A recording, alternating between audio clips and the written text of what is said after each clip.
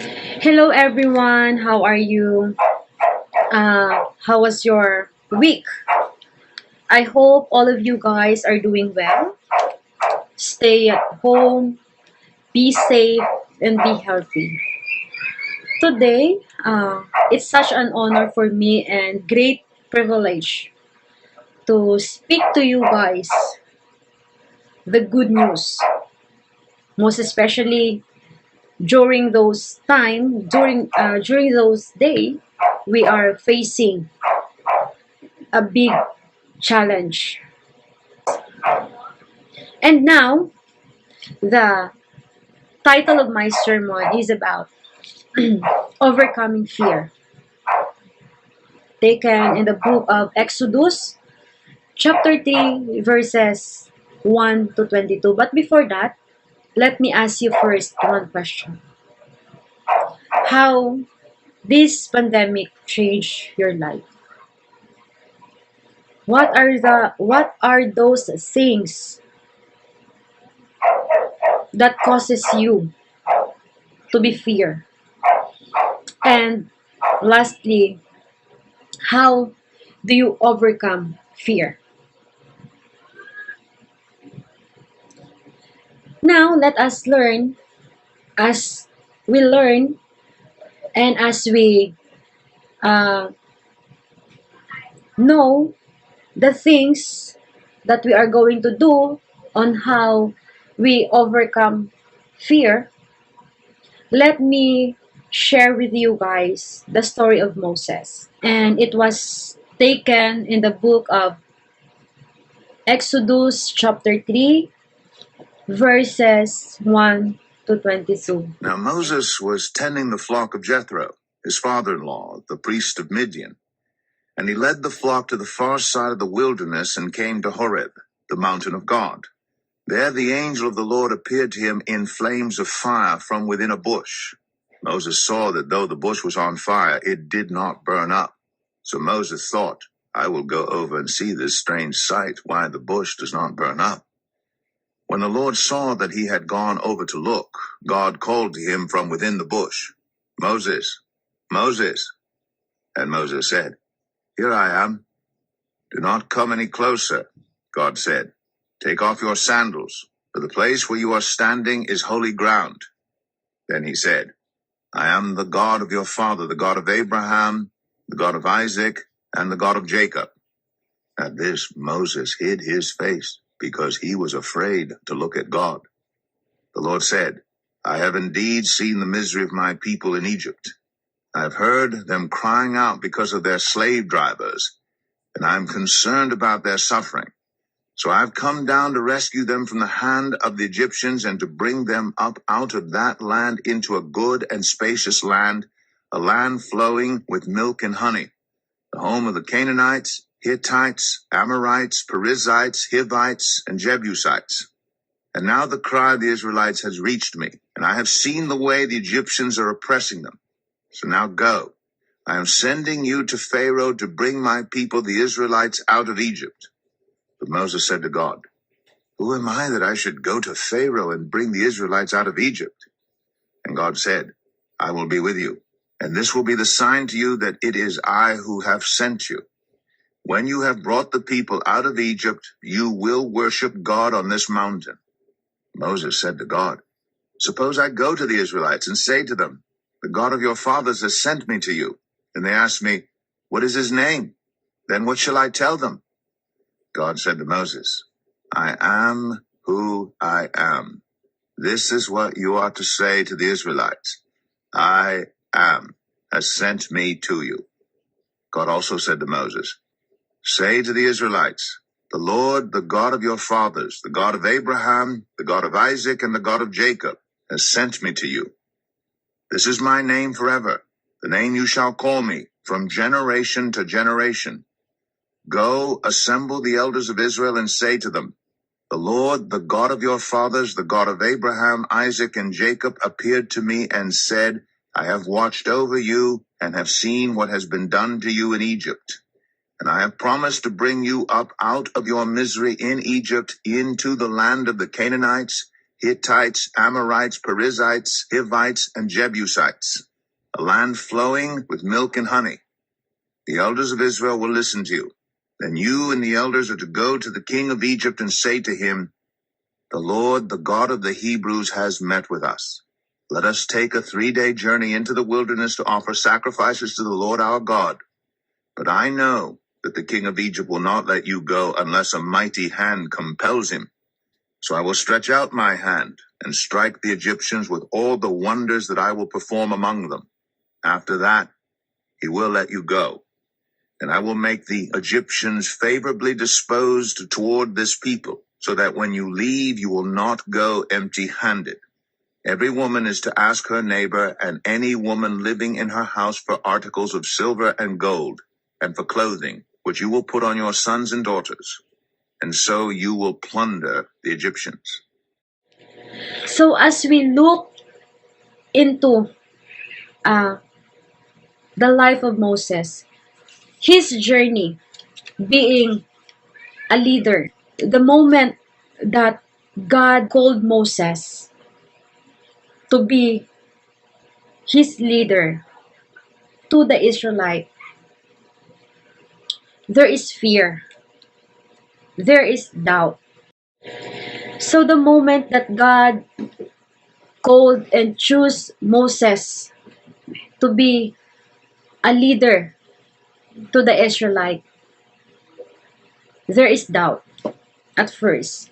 There is doubt, there is fear. God said to Moses, leave your humble profession and confront Pharaoh.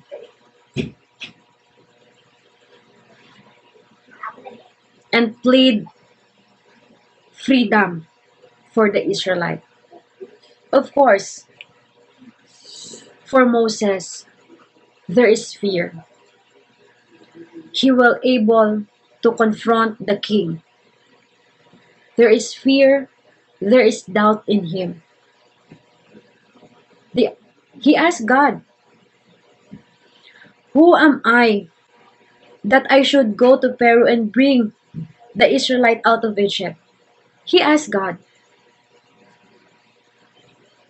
But Moses chose to obey and follow God. He chose to trust.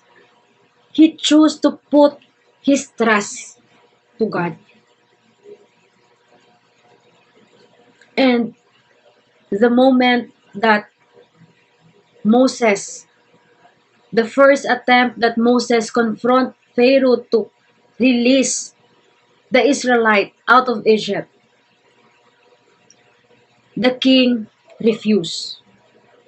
And the moment that the king refused, there was a flood. Until the 10th flood has reached.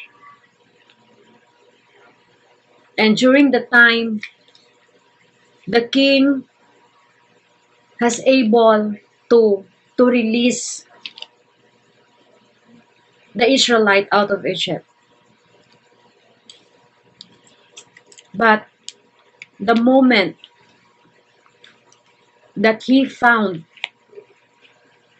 that his firstborn was died, he chased with 600 army.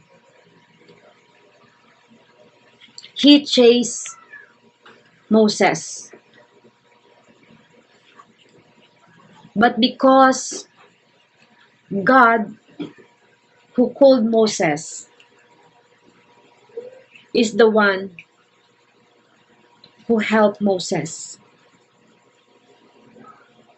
As we look and as we reflect on the happening right now, of course, we are now facing this kind of pandemic. Not only you, not only me, but all the people around the world experiencing and affected this pandemic. And it shouldn't be surprising that you and me experience fear. It's a normal feeling. But my dear brother and sister, it doesn't mean that you let that fear took over you. Don't let or don't allow fear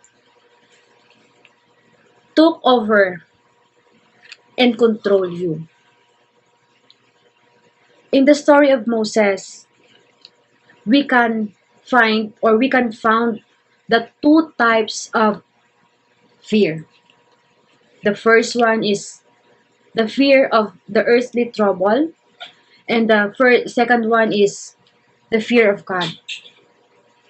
As we reflect to the life of Moses, Moses chose to fear God than to fear people, than to fear the king.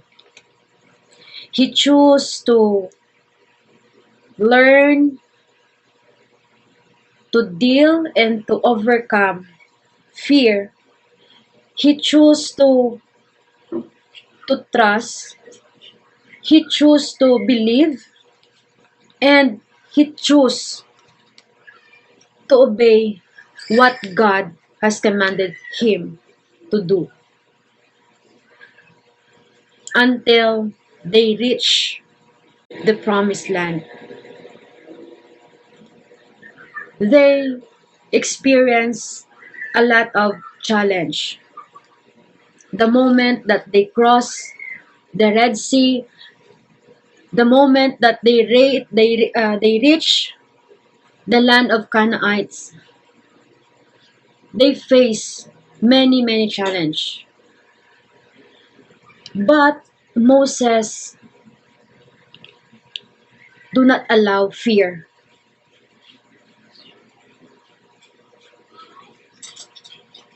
to win the battle. But what Moses did, he chose, even there is doubt, still he chose to follow Christ. Still he chose to obey God. Now, for us, as we reflect, there are some realization, and I have the chance to make a survey. Out of 10, almost 9 of them express fear. They fear what will happen to them. They lose their job. Some lose their loved ones. So, sa sini nga mga tinion, hindi malikawan ang ginatawag na kahadlok. As what I've said, fear is a normal feeling. Normal sa kabuhi isang tao ang magkahadlok. But hindi buot silingon nga may kahadlok kita, hindi kita magpadayon. I know ang pandemic naka-change gid no sa kabuhi isang tawo. Dako gid nga pagbag-o ang ginhatag niya sa kabuhi isang tawo. But hindi kita magpabilin nga magkahadlok tungod kay hindi kita sigurado kung ano ang pwede nga matabo. But instead, let us focus sa mga butang na makapahimaya sa Ginoo. Let us focus to the things that can please God. Let us focus to the things na makapabulig sa aton sa pagpatubo sang aton nga pagtuo. And this story of Moses serve as an inspiration for us, na an inspiration, an encouragement sa aton to continue sa pagkabuhi nga wala sing kahadlok.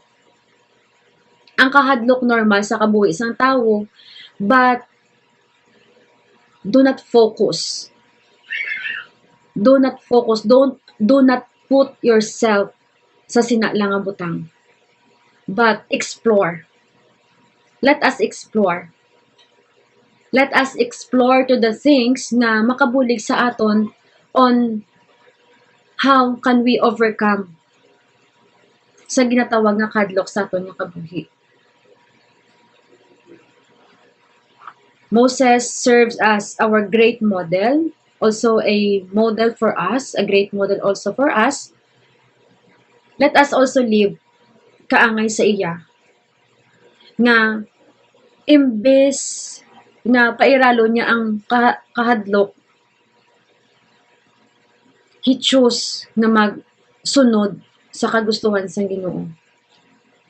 And now this is the right time for us nga hindi lang kita magpabilin nga amo lang sini. Nahadlok kita, it because we are not sure what will happen later. We are not sure what will happen to our family. So, this pandemic, our action, our time is limited. Gani, sa aton nga padayon nga pagkabuhi diri sa sining kalibutan, let us learn. Let us learn and let us look up sa kabuhi ni Moses. Let us learn to live nga puno sang pagsalig. Let us learn to live nga puno sang pagtuo. Let us be brave to face sa mga butang. Dako man na, big or small. Don't let the fear control you. And hambal gani in Isaiah, hambal gani sa Isaiah, they surrender yourself completely to God. No, for Isaiah 26:3 says, you will keep in perfect peace those whose mind are steadfast, because they trust in you. Let God direct your ways and learn to obey His command. Do not worry about everything. God will take control. As what God did sa kabuhi ni Moses,